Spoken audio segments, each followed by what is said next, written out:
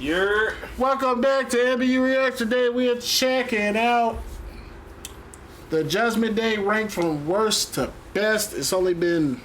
This is a Wrestling with Andy video. Shout out to Wrestling with Andy. Shout out to Wrestling with Andy. And of course, when is WrestleMania? WrestleMania is next week, the 18th. The 18th, I believe. I want to say is we will be live streaming it. Of course, we won't show it, but we'll be watching it and react to it live. My bad. Yeah, next week. Yeah, next week. We'll be watching it and react to it live here. So go ahead and stay lookout for that, our wrestling fans. Anyway, this is Tree. I'm Green. This is MBU Reacts. Go ahead and subscribe, and let's get into this.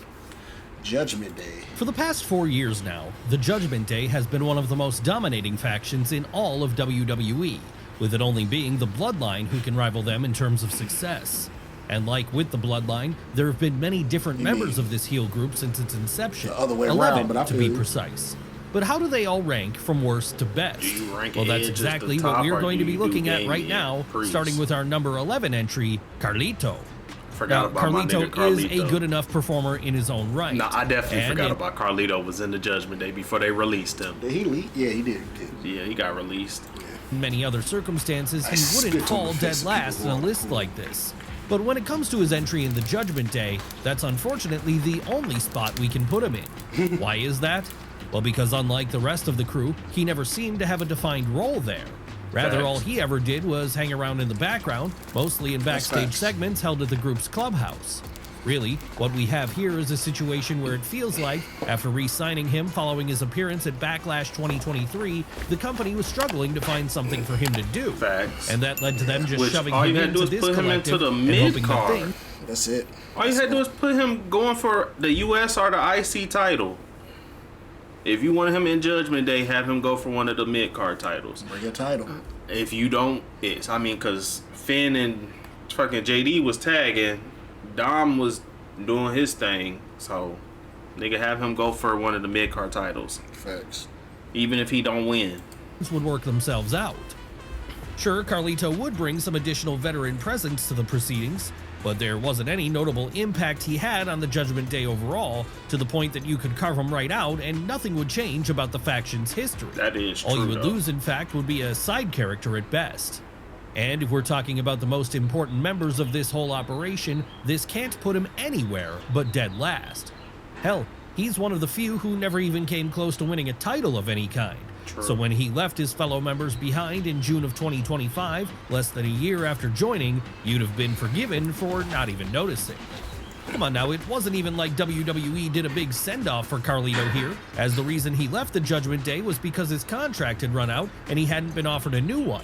So it was just a case of 1 week he was there and the next week he wasn't, with the rest of the members just going on as if nothing had happened and never even bothering to reference the San Juan native again. Finn just trained. Is there anyone else who felt this inconsequential to the top heel group on Raw? Well, there is one other person, the person who would come in at our number 10 spot as it happens, the man known to fans as R-Truth. Yes, like with Carlito, it's honestly easy to forget that R-Truth was ever a member of the Judgment Day. But then to be fair, he was never a full inductee. No, in the case of Ron Killings, he was always more of an honorary part of the whole thing than anything else. And that meant he'd never fully get his due amongst the rest of the crew, even if he was always popular with fans. Why was he introduced at all then? Well, the idea here seemed to be that after seeing the success Sami Zayn had with the Bloodline not long prior, there was an attempt made to give the Judgment Day their own version of this story. It was working. Come on now, it's easy to see the comparisons. Two dominating factions being infiltrated by a comedy character who, on the surface of things, has nothing in common with the rest of the members. Someone whose routinely funny antics has made the audience fall in love with him. It's clear why WWE thought R-Truth could be to the Judgment Day what the honorary Uce was to the Bloodline. But sadly, things just didn't work out that way, as it wasn't possible to catch lightning in a bottle the same way twice. Sure, Truth would be entertaining in his segments, as he always is, but it wasn't something which captured fans' attention in the same manner. Still though, even if this is the case, Ron ranks higher than Carlito in terms of Judgment Day members as far as we're concerned, and that's exactly because his segments were still very fun, with particular note having to be given here to his interactions with Dominic Mysterio, someone the North Carolinian once memorably confused with two separate performers he thought were named Tom and Nick. Really, it was hard not to laugh at some of the things he did here, and it was hard not to feel at least a little bad when he was given the boot from the group without ever getting a chance to become an official member.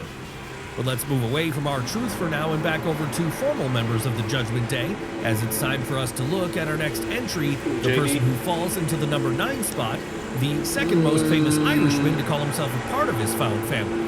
That's right, we're talking about J.D. McDonough. At number 9? Now, J.D. McDonough... I'm sorry, I was watching this podcast and these niggas talking about how big his head was.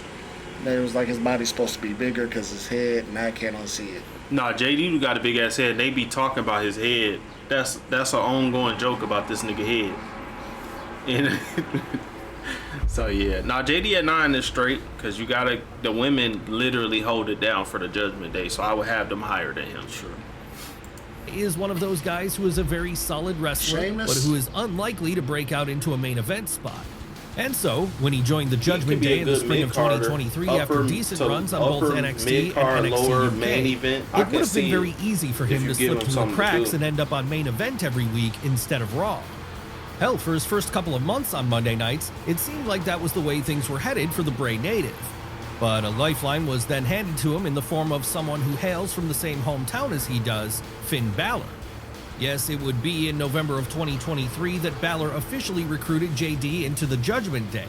And while there was some apparent hesitation with the rest of the group at this move initially, pretty soon they all came to accept the newcomer, with this making him a perfect fit to play the role of Finn's tag team partner for a while there, as they went after the gold together in the duos division. Thank God he was in this spot then, because once united, the two Irishmen were able to rise high in the tag team division, with them ending up becoming tag team champions on 2 separate occasions. Right there. Honestly, while he's never going to be as highly regarded as people like Rhea Ripley or Dominic Mysterio, J.D. McDonough's overall importance in the Judgment Day cannot be ignored, as he's been a glue which has quietly held the whole thing together so much of the time. Seriously, this is the reason that, despite not all the other members being on board with him joining at first, the boy from Bray has now ended up becoming one of the longest-serving members of the faction. And with him currently being only one of 2 males in the Judgment Day, his stock is likely to rise even higher soon. But of course, there is more than just the men in this heel group. My man. No, there are plenty of women who make up the ranks too. Roxanne, and one of those women would be our number 8 entry when it comes to the best members of the collective, the one, the only, Raquel Rodriguez. Raquel over Rox. That's right. This is another example, similar to J.D. McDonough in many ways, of someone who at first glance doesn't appear to be that important to the Judgment Day overall, as she's a... Maybe they talking about, like... I don't know about that one. I feel like Roxanne ain't did nothing big in the Judgment Day to serve as her over Raquel, my bad. I don't know. That's just me, though. Of someone who at first glance doesn't appear to be that important to the Judgment Day overall, as she's at times been presented as more of a utility player, a performer who largely keeps to the background and gets physical whenever required. But being able to serve that role is what makes Raquel Rodriguez so important, as there needs to be a person who can take on that job and do it with ruthless efficiency if any faction is going to thrive. She's got the thankless task in many ways, and in carrying out this task so well, it's meant she'll seemingly always have a place in the group's clubhouse. Foot over them. What might have been some of Raquel's highlights while a member of the Judgment Day? Well, most of those would involve her playing the heater to Liv Morgan. Yes, for the majority of Rodriguez's run with the group, she's been cast in the role of the Diesel to her more diminutive partner Shawn Michaels. Where's Alexa Bliss? And when she hasn't been doing this, she's been playing a very similar role to another prominent woman in the Judgment Day, Roxanne Perez. As you would expect then, this has given her plenty of opportunities in the women's tag team division.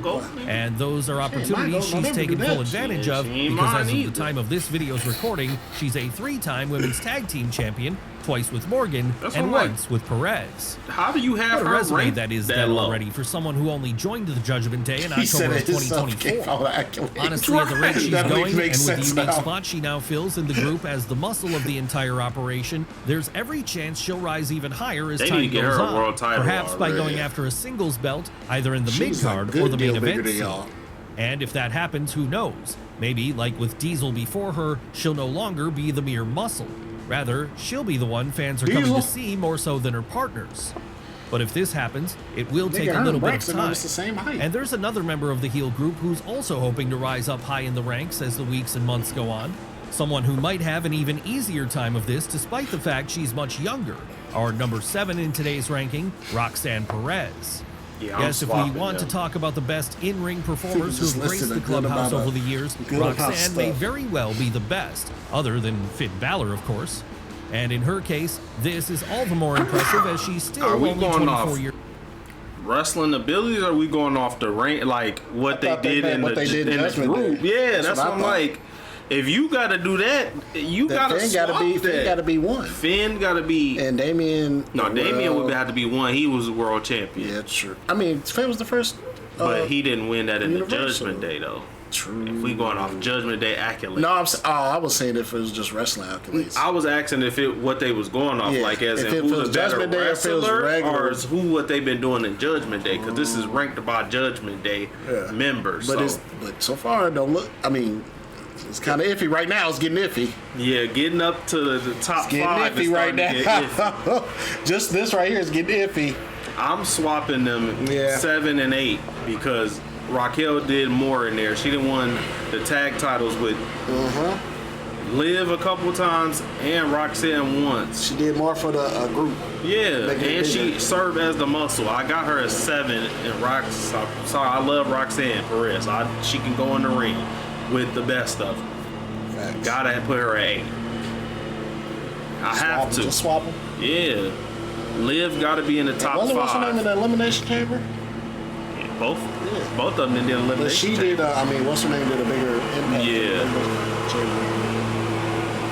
She cold, though. But Liv gotta be top 5. Before anybody say she cold, though. But I think they finna put Liv at 6, but she gotta be top 5 in Judgment Day. Yeah. Years old as of the time of this video's recording. But then, what else would you expect from someone who goes by the moniker of the Prodigy? Yes, ever since her days in NXT, the Laredo native has been proving that she's amongst the top young wrestlers out there. And so when she joined the Raw roster in the summer of 2025 then, it felt like she had to be given something noteworthy to do, otherwise it would just be a waste of her talent. What would Roxy be given here? Well, that would be a spot in the by then well-established faction, with this making her the newest member as things stand today. And in such a short space of time, she's already managed to make an impact primarily in the tag team division. She's smaller than Liv Morgan. Raquel Rodriguez, and Liv Morgan got platforms on right there. Something she can add to the multiple pieces of hardware she already won down in the developmental brand. Sure, it might be true that given her level of talent, the number 7 spot seems a little low for Perez at first glance. But that's only because she's still establishing herself in many ways, not just in the Judgment Day, but on the main roster in general. Once she's had a better almost out the frame. Damn, they mowing. Our fault with that. We gonna have they decided to start mowing right now. I don't know if y'all can hear us, but they are mowing. So I'm gonna pause this and come back when matter of fact, they going away now. So we can try this again. We sorry for that. He might come back. Hopefully he don't. Sorry for that. To do this, we expect to see her rise higher. After all, in many ways, the Texan is the future of women's wrestling in WWE, she'll be much world like champion names such soon. as Braun Breaker and Oba Femi have been pegged as being the future of the men's division. Facts. So it feels like only a matter of time until she moves away from being in a tag team act and into being more of a singles one. What do we see happening when this occurs? Well, like with what happened with her run in NXT, world titles coming Roxanne's way feels like a given. And at that point, it doesn't seem too far-fetched to imagine a situation where she fully usurps Liv Morgan as the matriarch of the group, much in the same way Morgan once usurped Rhea Ripley in that role. Really, the breadcrumbs have already been laid for this because, much like how Morgan wormed her way into the group by stealing Dominic Mysterio from Ripley, Perez's intro to the Judgment Day happened with her notably flirting with Dirty Dom in an attempt to win his good graces. Does this mean history will eventually repeat itself and that Roxy will be Dom's new mommy? It's entirely possible. But let's move away from new members of the faction for now and over to OG members instead for a moment, as our choice for number 6 is the man who started the whole thing. They put Edge at 6? Sure, given how many different incarnations the Judgment Day has gone through already in its 4-year history, because it's easy to forget that it started out with... It's definitely not the same as when Edge was there. It was more dark, like going to like dark magic type shit. Yeah, I was in the Brood. That he said that. Yeah, like it was going towards that. It was the Brood. Yeah. It was going towards I was that. vampires at a point in time. You and Christian and Gangrene was vampires. And they had silhouettes of y'all just biting people and alleyways and stuff. And then they was like, just We exit just that gonna out. leave Gangrel as the vampire. Y'all just wrestlers. Yeah. Adam Copeland back in the spring of Gangrel spit the 2022. fake blood out and But shit. that is Out of indeed the way cauldron things and started, shit. with this being the I mean, a Canadian's chalice, attempt to my build an fault. army Same. around himself during his final run in WWE. What had led him to do this? Well, the Toronto native wanted to create a new faction which, with him serving as the mentor, would allow a new generation of stars to rise higher up the card. So it was then that after recruiting both Damian Priest and Rhea Ripley, She Edge looked would like form she the came out the Judgment Day darkness. on April 3rd, 2022. And from there, he'd set about trying to turn it into the top My group in AJ all Styles. of WWE. I go. Obviously then, given My that he go. was the originator of the whole concept, and given the fact that he was easily Sold the the biggest shit star out of in that. it at the time, it might seem strange for him only to fall into the middle of the pack here in terms of our rankings of all the members. But we couldn't really put him That's any when higher Rhea was because still big. ultimately, Edge's run in the Judgment Day was a short-lived one, with him being kicked out a mere 2 months later when Priest and Finn. Ripley aligned themselves Nigga with Finn farted. Balor instead. Came in and took Why over. did this happen? Well, allegedly, Adam Copeland asked to be removed from the faction when Vince McMahon told him he wanted to go down a spookier route with the whole thing, something which the Canadian wasn't on board with. And that's ironic, That's as fair. in the end, the Judgment Day never went spooky after all, partially because Triple H would take control of the book soon thereafter. Of course, by that point, though, it was too late for Edge to go back, as an all-new person had filled his spot. Our number 5 entry, as it happens, the man we mentioned a moment ago, Finn Balor. Come on At now, for 5? at least a part of the Judgment Day's existence, there was an argument to be made that Finn Balor was the leader of the entire... You know what? I can accept that. I guess in terms of championships, because if Liv Morgan won the women's title, that's bigger than the tag team I can titles. I can accept that. I was gonna say nah, but the run Dom did had, because a Dom would have been number 5 for me had he not had the run that he has now, and the heel heat that he get. Yeah, he's been on a great run. I don't So know. Dom is top 3 for me out of Judgment Day. If I gotta, I want to see what then I feel like Liv is number 4. It's probably Liv, Dom, Rhea, and Damian. Or they go Rhea number 1, because you know they love Rhea. They do. their operation. That was certainly the way things seemed to be going when he joined in June of 2022, and in the process, formally gave Edge the boot as he acted as the new mentor to Damian Priest and Rhea Ripley. Sure, his position might have fallen somewhat as time has gone on, and the Facts. Nightmare eventually took on more of a de facto head And of he the just table got role, kicked out. but that doesn't mean the Irishman wasn't still a critical part of the group, as after Adam Copeland left, Key was the veteran, the one who could mentor the rest of his stablemates in ways no one else there could. But it what wasn't caused that just nigga about get turned mentoring on the right likes there. of Priest, Ripley, Caused and that nigga others for lose the his man IC formerly title. known as Prince Devitt. No, this was someone who made his name over in New Japan Pro Wrestling as a performer of Mojo high Rawley ambition, back there? high Yeah, enough that yeah. he'd be the founder of the Bullet Club while there. So Shout it out to should have Mojo been clear Rawley. to anyone who was paying attention Heard that that he nigga. wanted to gain some accolades himself. And accolades Prince he Devitt. most certainly would accrue because during his 4 years as a member, the Bray native would win the tag team titles on 4 separate occasions, twice with the Archer of Infamy, and twice with his fellow countryman JD McDonough. Sure, there have been points where it felt like more could be done with Finn Nah, Balor that in the shit was Judgment nice, Day, though. with it seeming as if a banger. potential singles run with him was being missed out. But that's not to say he's never gotten any opportunities. No, well, for the most part, he's been happy to Right, take the Dom back went and seat got to that people like big-ass Dominic neck tag. Mysterio. The Prince has risen to the occasion when called upon too. And that was never more apparent than in his recent feud with CM Punk over the World Heavyweight title, a feud which reminded fans not only why the Irishman is such a key part of the Judgment Day, but why he's still such a great wrestler in 2026, as it was here that he came tantalizingly close to Coup de grace. dethroning the Second City Saint while performing in his home country on the January 19th episode of Raw. Unfortunately, though, it would be this feud which also signaled Balor's downfall, at least in terms of his membership in the Judgment Day, because after failing to beat Punk on 2 separate occasions, the rest of the group would kick him out, with this formally turning him babyface. And while that has to be a blow to him, it's set up a ready-made WrestleMania 42 feud between him and Dirty Dom. Facts. But let's move back over to the women again for a moment, because it really has been them who've had the biggest impact on the Judgment Day in recent years, with perhaps no one having a bigger impact than our number 4 entry, Liv Morgan. That's right, Liv Morgan might not have seemed like a great fit for a group made up of people like Rhea Ripley, Damian Priest, and Dominic Mysterio at first glance when she started cozying up to the ladder in early 2024.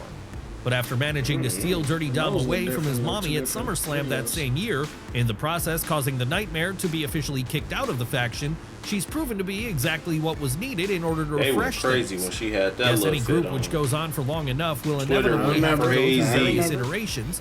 And she posted another video after they went crazy. Twitter went bananas when she had that little fit on. Told her to wear that shit more often. Yeah, she dropped another video of her bending over in her Instagram after they went crazy. Hey, Liv know what the people want. For long enough, we'll inevitably have to go through various iterations. D-Generation X, the NWO, and the Four Horsemen are all perfect examples of this. And in the New Jersey native, what the Judgment Day were able to find was a whole second breath of life, right at a point things could have very easily gotten stale. What did Morgan bring to the faction that was new here? Well, rather than being a gothic character as Rhea Ripley and Damian Priest had been, she'd fit very much into the it girl mold instead. And that changed the whole dynamic of the operation. Really, this was around the point that the Judgment Day, while still very much a heel group, became more of a semi-lovable collection of rogues than a brooding gathering of the goths. As you would expect then, this has pretty much seen the Morristown native rise up to the position of de facto leader, and in doing so, she was able to dominate the women's division over on Raw for the better part of a year, as her lengthy feud with Mommy over not just the Raw women's title, but also Dominic Mysterio himself, served as one of the centerpieces of the show. And over the course of that period, Liv would find herself not only winning that Raw women's title, but also the women's tag team titles twice.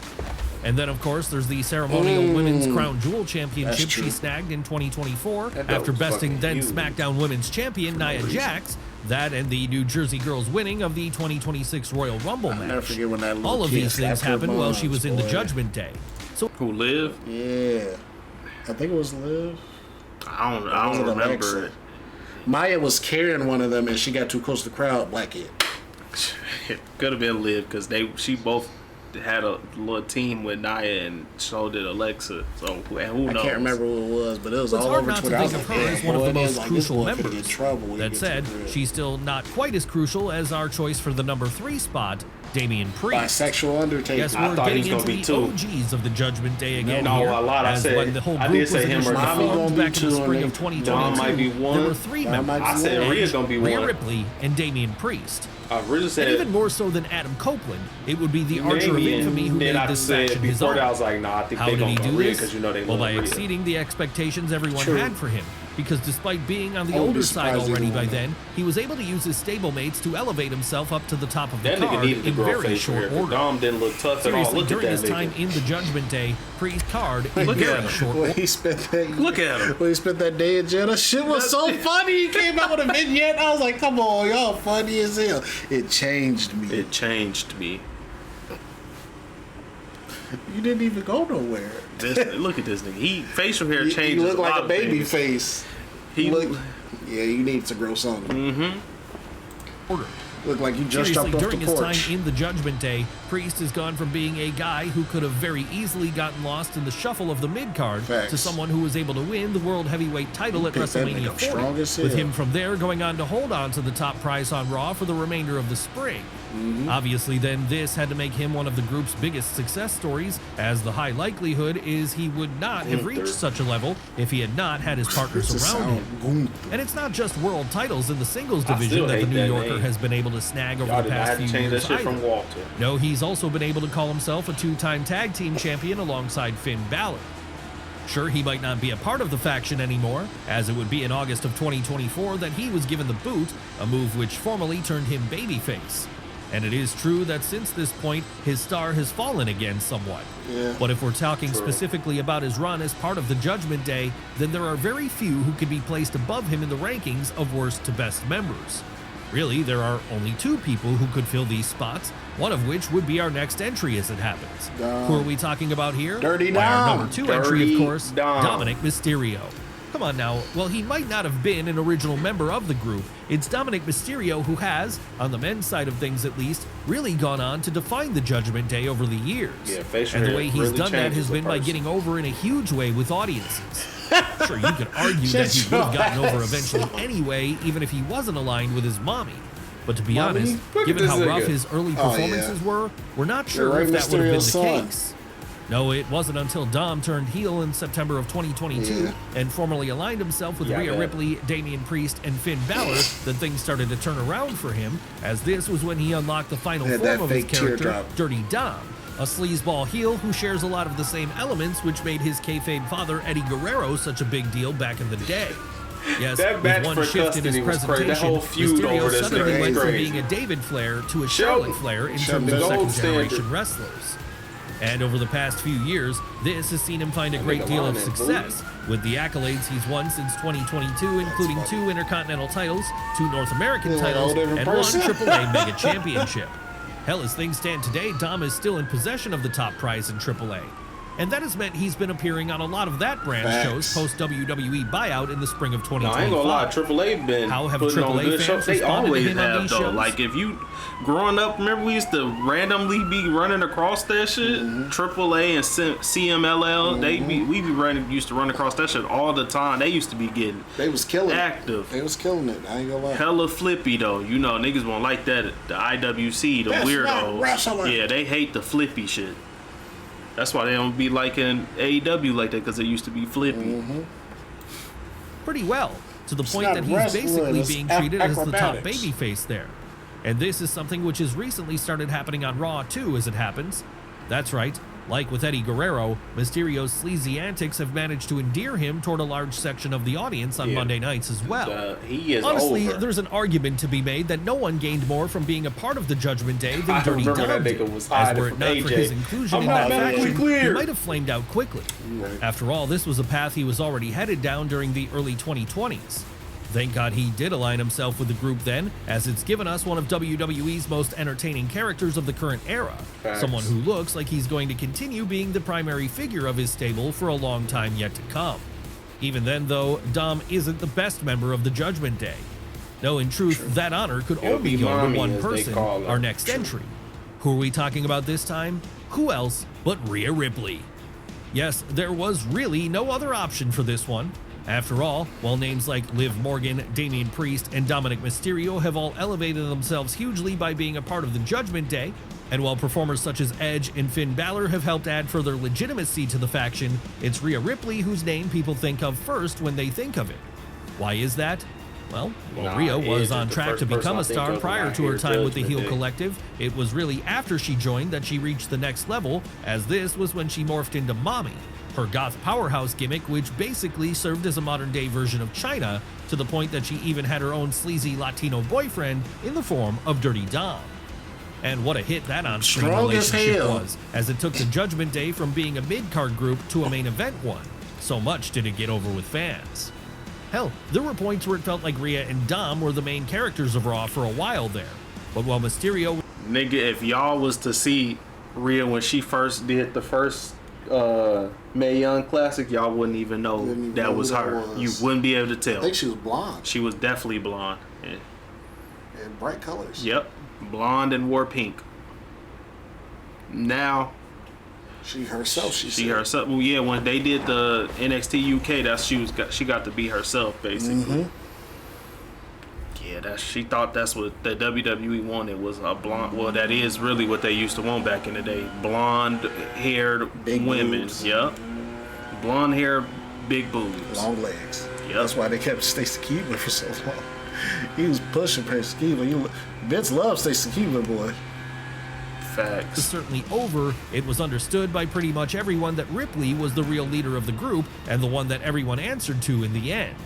And the reason for that was because she was the person everyone gravitated toward on account of her huge levels of charisma. What has all this done for her in terms of in-ring success? Quite a lot. as over the course of her 2-year run with the Judgment Day, Rhea Ripley was able to not only win the Women's World title on one occasion, but also stand tall during the 2023 Women's Royal Rumble match. And all the while she was doing this, she was becoming the breakout star of the company itself in many ways, right during a time where it was at its hottest it had been in decades. Sure, like with so many other members of the group, she's since been booted out after they turned on her and forced her to morph into an official babyface. But even if she's no longer part of those clubhouse meetings, Mommy remains there in spirit, as it's impossible to separate her success from the overall success of the faction. So for that reason alone, then, she has to be considered the best member of the Judgment Day. That is a fair as without take, her, though. that heel collective would have never reached the heights it did during the early to mid 2020s. And if that doesn't happen, Monday Night Raw probably looks very different overall. But then everyone we've looked at today also played a part in this in their own way too, which is why they will always be members in spirit for as long as the faction exists. I can. This was an accurate list. So The only one I had auto switch for sure is Raquel and Roxanne. Sure, I got that. Gotta switch that. I agree. Would I be okay with Edge being in the top 5? Yeah, but that would bump somebody that deserved it out. So True. I'm okay with Edge being 6, Yeah. right outside the top 5. Unfortunately, I agree. Everybody else did way too much. Facts. Edge wasn't in there that long, even though he started. Even though he was the starter, the creator. Mm-hmm. I was in the Brood. That man said that had me dying. I was like, I ain't heard the Brood name dropped in so long. He had came out to the old Brood I remember that theme. After he did all that, yeah. Yeah. I said, you bringing the Brood back? Y'all vampires? He had to tap into that dark place. You think I can't go dark? I was in the Brood. Yeah, I wasn't doing nothing. That's Hey, what I said. I enjoy wrestle with Andy content because he really take a deep dive into the shit. He give you good information, like dead ass. This was a good one. Most of the time we don't agree with niggas' list. We spot on damn near agree with everything except for one thing on this list. Facts. Cause Watch Mojo, they should just be fanfare. I feel they don't really. Yeah. Anyway, man, like, comment, subscribe, hit notification bell so you know we post, because we post 2 to 3 videos every day, sometimes even 4. You catch us right here at MBU Reacts at 12 p.m., 4 p.m., 8 p.m. Central Timing. You can always come back, check out the playlist with over 2K videos and a whole lot of playlists. I guarantee you'll find something you like. But anyway, this is Tree. I'm Green. This is MBU Reacts, and we'll be back with more reactions. We'll holler at y'all later. Peace.